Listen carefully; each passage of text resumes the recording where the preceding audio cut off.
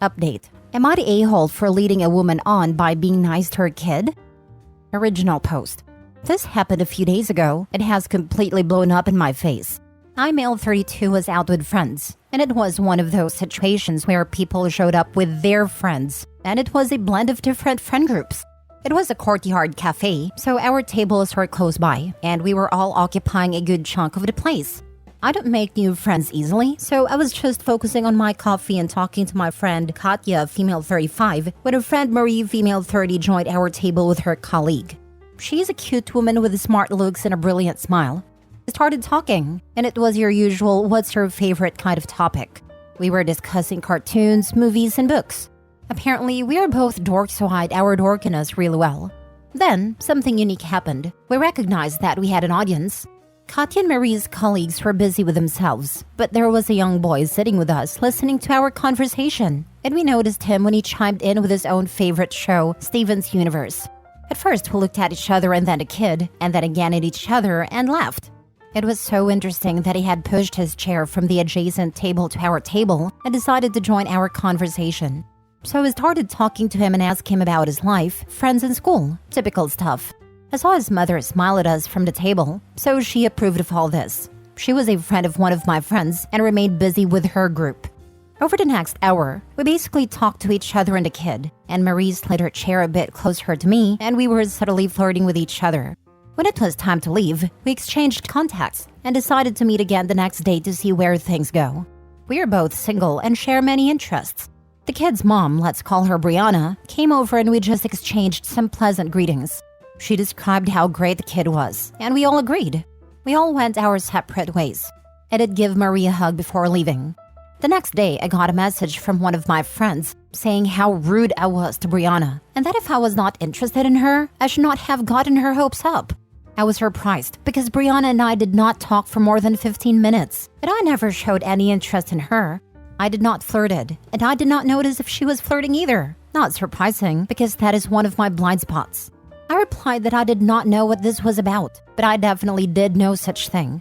I had plans with Marie that evening, so I kind of forgot about this and hoped that it would resolve on its own. I went out with her and biked together to her home, Common in the Netherlands, and by the time I reached my place, I noticed that I had strings of messages on my phone. Brianna had gotten my contact from my friend and was saying that I was an a-hole for being a father figure to her son.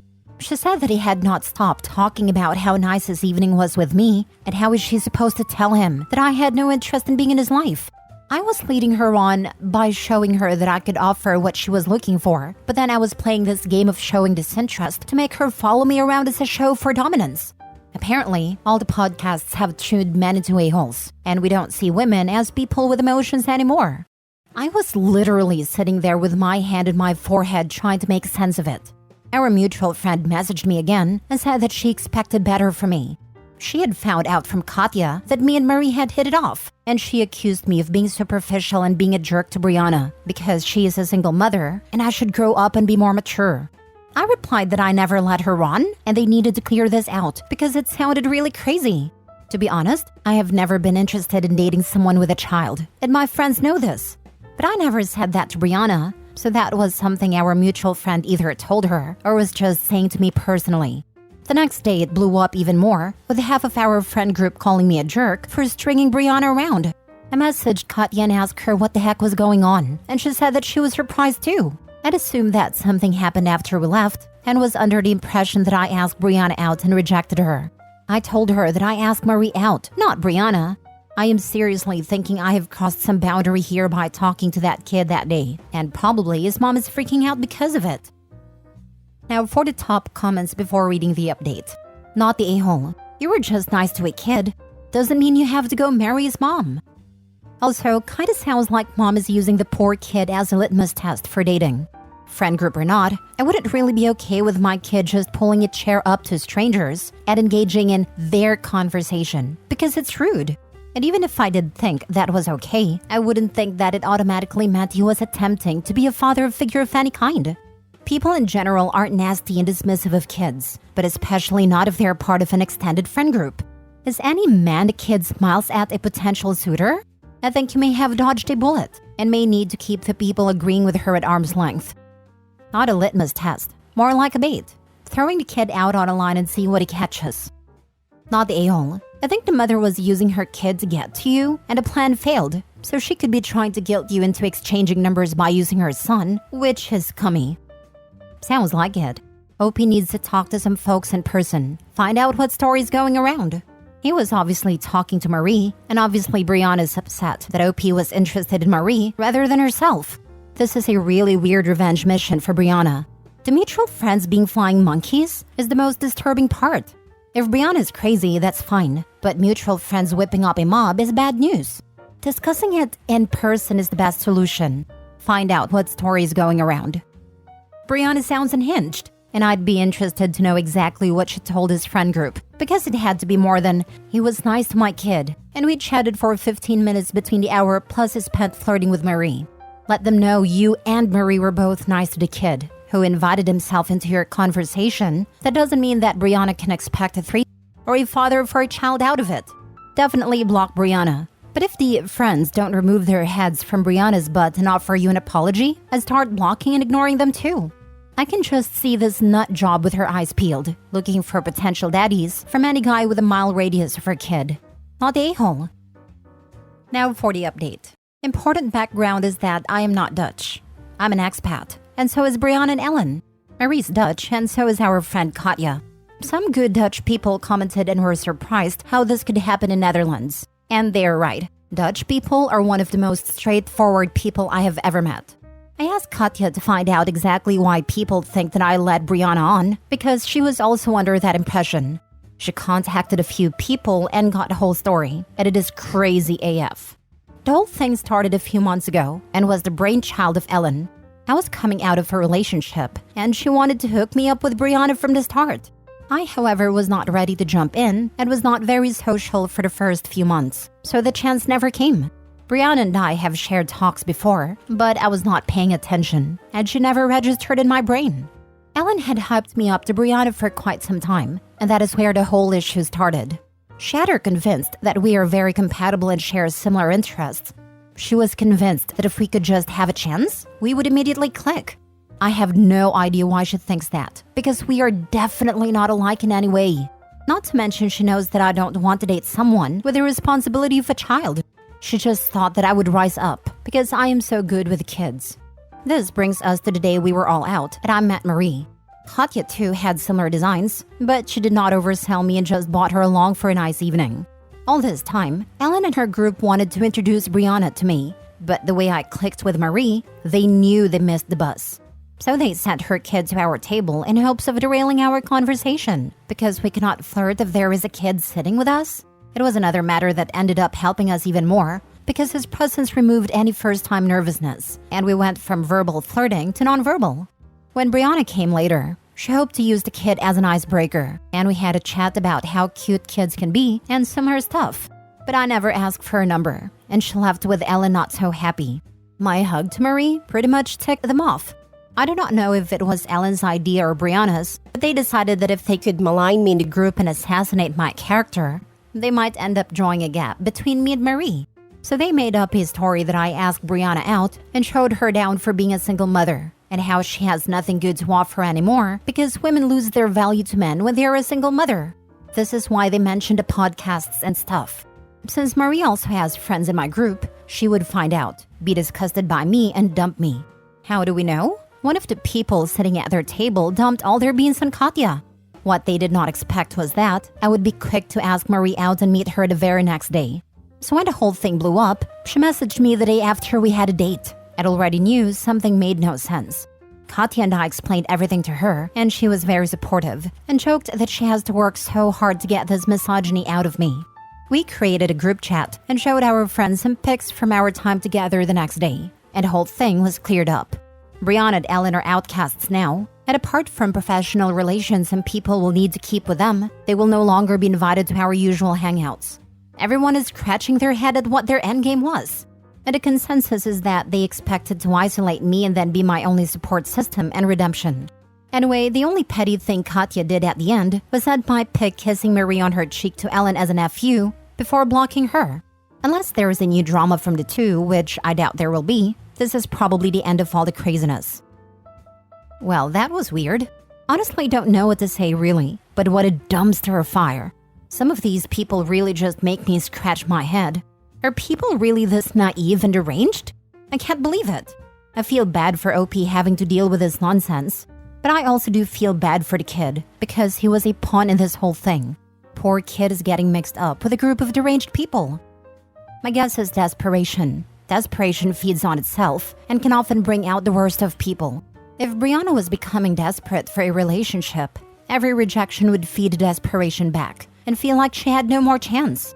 And when you feel you have no sane option to pursue, you go for the insane one. What a pair of deranged idiots. Their master plan was to manipulate him into a relationship by slandering him, isolating him from the friends, and waiting to pick up the pieces of his decimated and lonely existence? That sounds like a freaking delightful start to a new relationship. This is a plot reminiscent of the Parent Trap. Did a kid concoct this insanity? Because it's otherwise inexplicable coming from two grown women. It makes me believe that Brianna had a child in an attempt to baby trap someone, and this is just her MO. Thank goodness it got cleared up. If Opie didn't just not want to date women with kids, making this whole thing pointless from the get-go, the plan could have worked if they didn't go about it in the dumbest way possible. The friends should have been directing all their vitriol towards the other woman, and a single mom should have stayed out of things entirely while they assassinated the other girl's character. Then, when the other girl ran for the hills, or Opie decided he didn't like the person the friends were portraying her to be, the friends could mention that a single mom had said she felt like the two of them had a connection, and encourage Opie to reach out to her. Revealing that the single mom was a crazy witch who was willing to insult and harass him in an effort to force him to date her was a massive misplay, and it guarantees that there is zero chance for the two of them to ever get together. When you're trying to manipulate someone, you never lead with your massive red flags. Last story. Am I the a-hole for telling my husband he needs to draw clear lines with the mother of his child? My husband has a daughter from a previous relationship. For context, she's 5 years old. Prior to us getting married, my husband and his ex-girlfriend had what seemed like a well-oiled machine when it came to co-parenting their daughter. I've always said I wouldn't date men with children, and I don't have any children of my own yet because I didn't want that extra baggage. But to be honest, it was their co-parenting relationship that passed my mind at ease to become comfortable with the idea of becoming serious about him. I love my husband and his daughter dearly. However, her mother is slowly becoming a pain in my neck. Prior to me being in the picture, all expenses for their daughter have been split 50-50. There were no problems besides the little oddball expenses here and there that my husband had to cover 100%. Again, nothing major. It all started over the summer. My husband's ex-girlfriend wanted to go out of the country for a 2-week trip, and she asked my husband if he could pay for their daughter 100%. At first, he promised that he would, but then it dawned on him that she has been pulling this kind of stunt for a few months now, where all of a sudden she's unable to pay for her portion of their daughter's expenses. He then told her that he will pay for half, as they've both been doing for years. I don't think she was too happy with that, but they went on their trip in summer, and all seemed to be well. Until it was time for school. She told him that she will not be able to pay for half of their daughter's tuition as she's been doing, along with her portion of the household expenses for the home that she shares with her daughter, which essentially means that he is going to be expected to fill the gap. As a result of all that's happening, my husband said that now wouldn't be the best time for us to start our own family, as he would be stretched too thin financially. We have been talking about having a baby for the past few months, and we're about to start trying. Quite frankly, I'm mad that we have to put starting our family on hold due to his ex not being able to pull her weight financially. Am I the a-hole for telling him that he needs to draw clear lines, that his responsibility is his daughter alone and his ex needs to figure out her stuff and start pulling her financial weight again like she's been doing? Now for the comments. Not the a-hole. She suddenly can't pay for childcare expenses right after a 2-week international vacation? Ex-girlfriend has decided to try to squeeze as much money as she can get out of your husband. Pretty much. Guess she figures new wife will help foot the bills for her child now. Of course you're not the a-hole. Better nip this in the bud and make sure it is working before you get pregnant. Don't assume. If she does it once or twice, it will be forever. Maybe you are correct in not wanting to marry someone with kids. Not the a-hole, but they need a formal agreement as to parenting and payment of expenses. If she can't afford the school the child has been going to, then the child can go to public school. He should not be paying for her vacations with mom. that is for mom to pay for, or she can leave the child home with him while she goes. This isn't a draw clear lines. It is get a formal agreement and hold her to it. If she can't pay her half of the home, then sell the home and she can figure out her place to live. This comment, not the a-hole. My stepson has bounced between our house and his mother's house a couple of times. On no occasion was either household responsible for paying for the other's vacations, household costs, etc. Child support is there to support the child in daily living needs.